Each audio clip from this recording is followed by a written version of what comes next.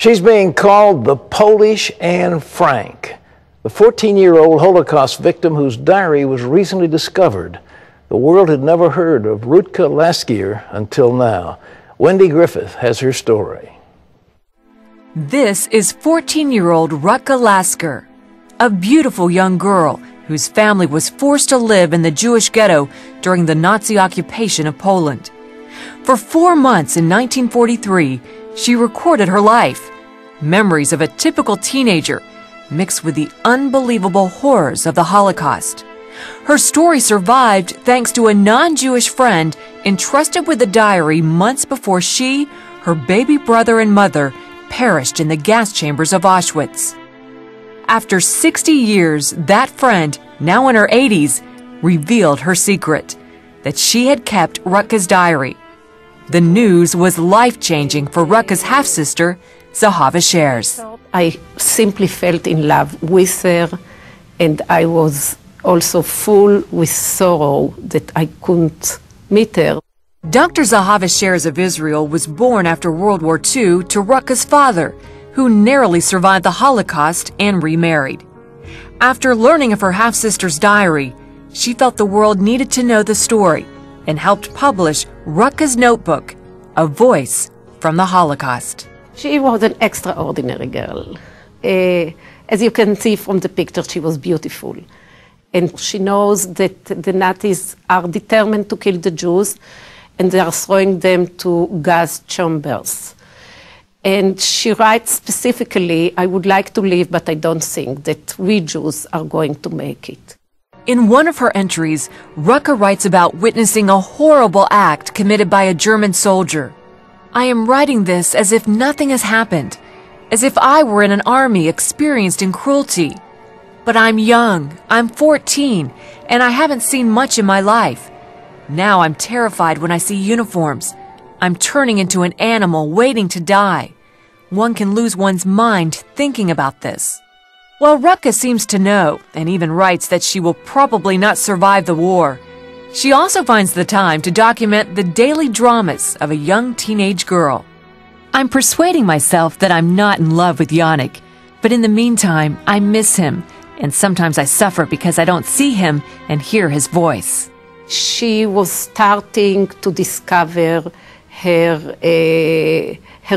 as a growing woman, and she is becoming aware of her being attractive and her being attracted to a young boy named Yannick.